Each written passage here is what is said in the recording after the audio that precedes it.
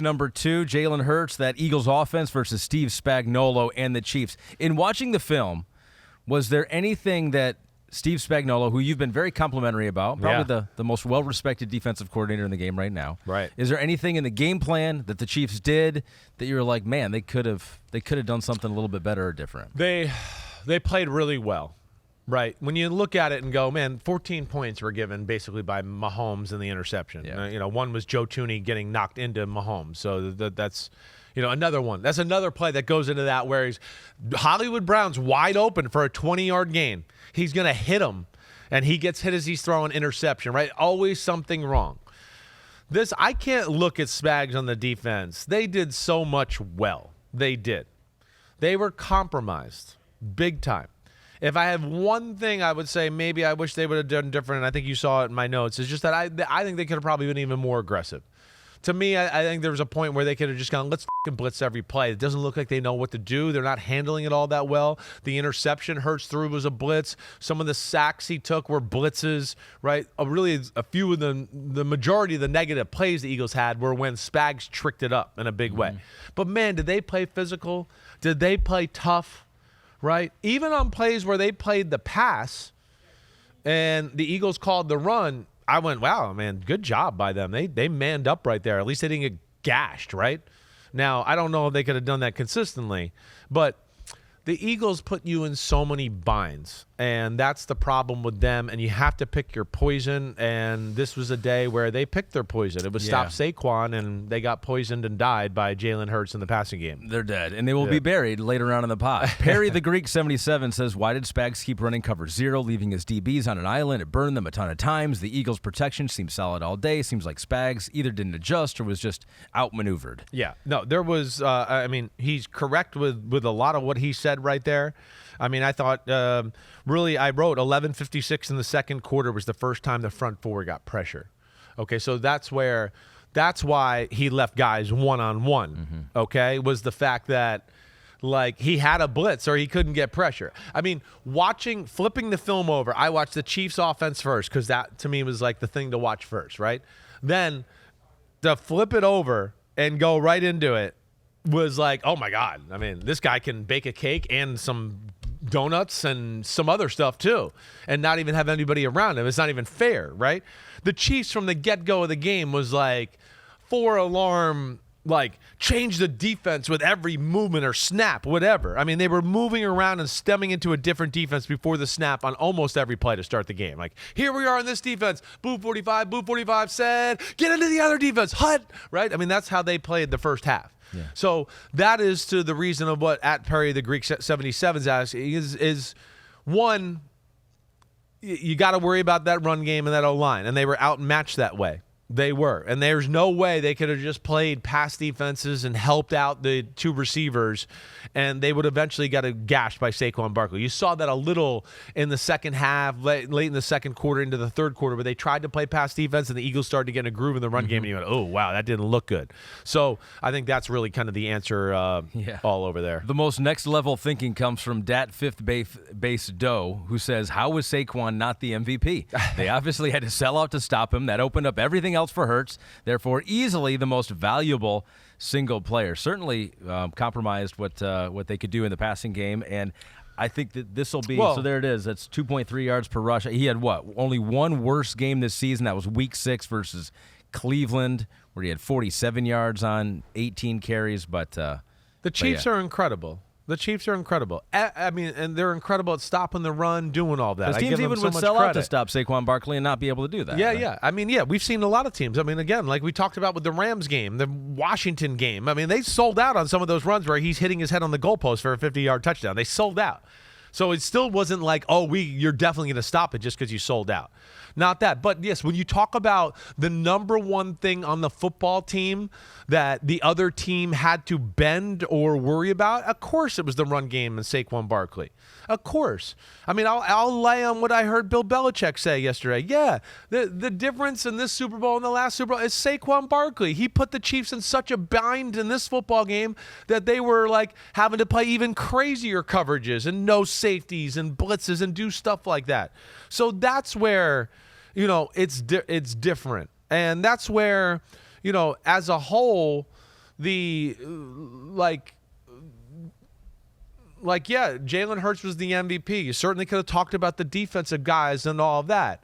But because of Saquon Barkley in that running game, Jalen Hurts in the pass game are afforded, passing looks that nobody in football gets. Nobody. Right? Like where Mahomes would be like, oh my gosh, could I please get that coverage, please? With somebody? Like, can I get those two receivers and get that coverage? Everybody in football, Josh Allen would be like, oh, please let me have that coverage and those two receivers. Right? But because you have to bend to such a degree and play such a style of defense to slow down that aspect, yeah, it compromises a football team. And as a whole, yes, of course he's the MVP of the team. He's the MVP.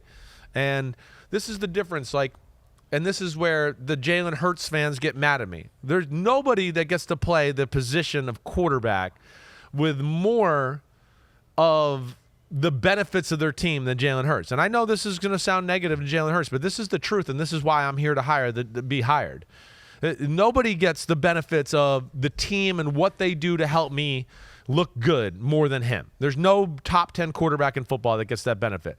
And let's just think of the Chiefs and how teams prepare for the Chiefs. Literally the first three things out of a defensive coordinator's mouth have everything to do with Mahomes. Oh, we got to make sure we confuse Mahomes. We can't let him sit in the pocket all day. Oh, the number three thing is, when he does leave the pocket, we got to make sure we stick to receivers downfield in the scramble. Oh, and the number four thing is we probably need a QB sky. When you play the Eagles, it's, man, the O-line, we got to worry about putting some extra big people in. Oh, man, we got to worry about Saquon. Oh, how do we deal with Devontae and A.J. Brown? And then becomes Jalen Hurts conversation when you talk to a defense or a defensive coordinator. And there's a difference there. And that's where I know people think I'm being a hater on him. I'm not. He did great. I'm just trying to tell you that because of the way their team is orchestrated, right, he gets some looks that other quarterbacks just don't ever get the benefit of playing against or throwing the football against, and especially with those two receivers. Well, this will be the most aggregated part of the podcast here. Help Fight 81 says, it was amazing. Go Birds. Did your opinion change on Hurts? Did it change at all? Did he show you? I know you, and we're going to show a play here of some of the things where this offense makes it a little easier on the quarterback than maybe every other offense out there.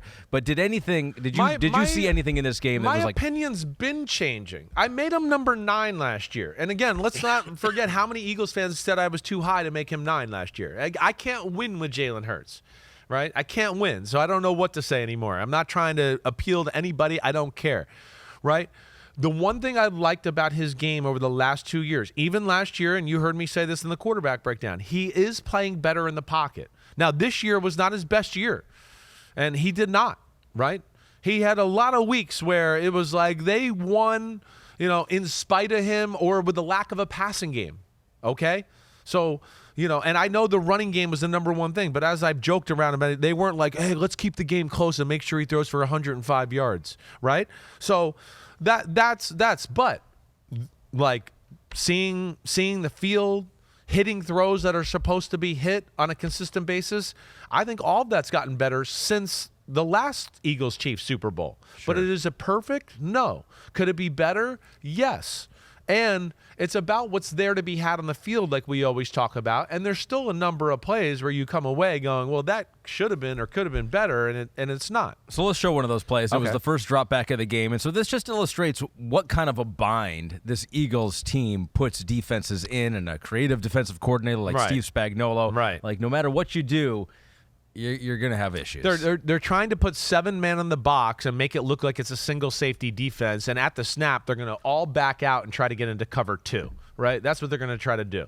But also within keeping the linebackers in the box the whole time, because they're afraid, even though they have the numbers advantage, they know it's the Eagles, and they're like, shit, we've seen everybody have the numbers advantage on them, and they still run for 200 yards a game, right? So, okay, here he is, and now he's got the 2 receivers at the top to the right. A.J. Brown's at top. Devontae Smith is in the slot. He's going to have what you call, like, the outside guy's going to run the under route, like 5 yards, and just come directly in right down the line of scrimmage. And then the slot guy's going to run like a 12 to 15-yard out route, okay? And this is, again, you see this a lot at times. Go to the next clip now, Pete. So you read it, the under guy, A.J. Brown up top, right? Trent McDuffie's on him. as you can see, because they bailed out and played cover 2, right, the linebacker's trying to get out there in the zone area. And that's, first off, Devontae Smith with him in the same zone area is not good. Also, because they're in the bind of what the Eagles do, Justin Reed was down there to make it look like man-to-man, and we're going to stop the run. Now he's trying to run back, right, and get into his cover 2 spot as Jalen Hurts has the ball. Now, like, this is as easy as it gets. It's look at A.J. Brown. Oh, McDuffie's on him. Now look at the guy that goes over the top of him. Against this coverage, it'll be wide open. And there's Devontae Smith. And if he throws this ball to Devontae Smith, he's going to catch the ball and run up the sideline, and who knows what's going to happen. And the pocket's perfect. But instead, we don't throw it.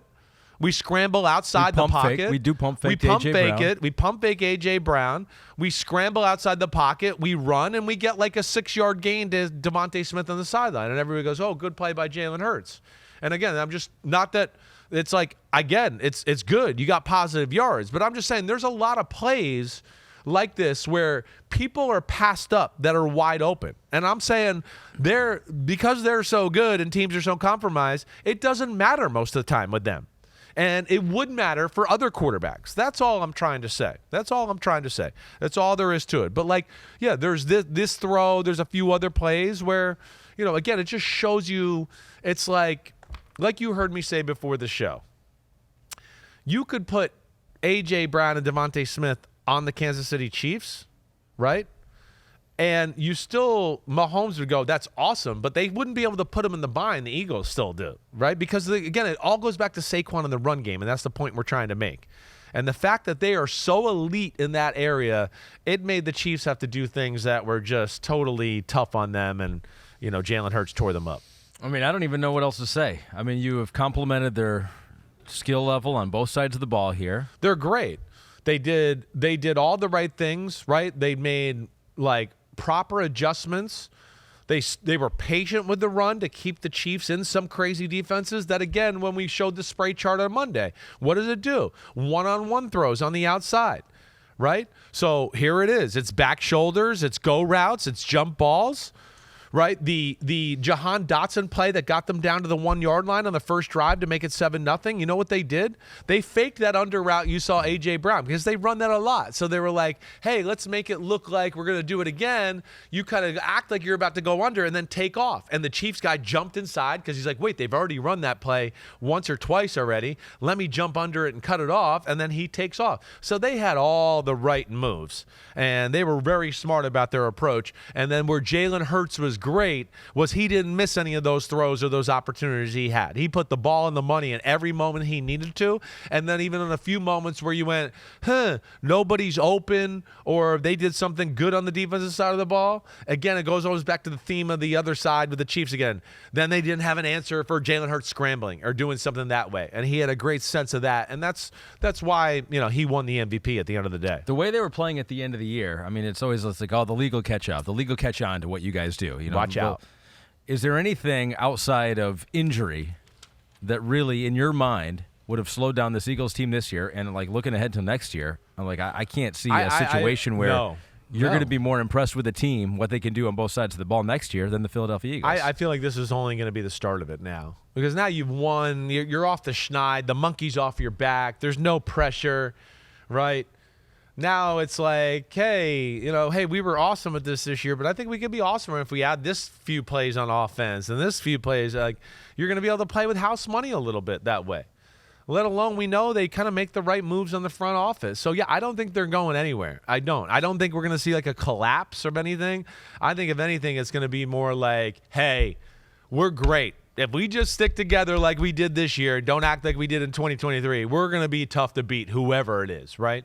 And they're a special team. And yes, like your Lions, I don't think they're going anywhere anytime soon. The biggest thing they have to deal with is coaches leaving town and you have 4th OC in 4 years and dealing with stuff like that. That's the biggest pain in the ass when you start to become a consistent great winner, is the damn head coach always has to think about, who's this guy's going to be on the radar for a new job next year. Who's going to come up after him? Oh, this guy's going to be on the radar next year to come up for the next job. Who's going to be after him, right? And that's the problems you start to face when you're really successful in the NFL. It really does just make it more mind-boggling what happened at the end of last year. Yeah. The Eagles. Like, how in the world did that happen? It really is. Such is. an anomaly It's at this point. amazing. It's amazing. It's amazing, but I also think it shows, too, like, it doesn't matter how good the Jimmies or the Joes are. If the team doesn't believe in the coaches and what's being done by the coordinators, which is what really happened last year, let alone maybe a few personal battles in the locker room, that's where I think it just exploded. This year they got the coordinators right, and they stuck together through some tough times early in the year, and then they just went on to whoop everybody's ass from there.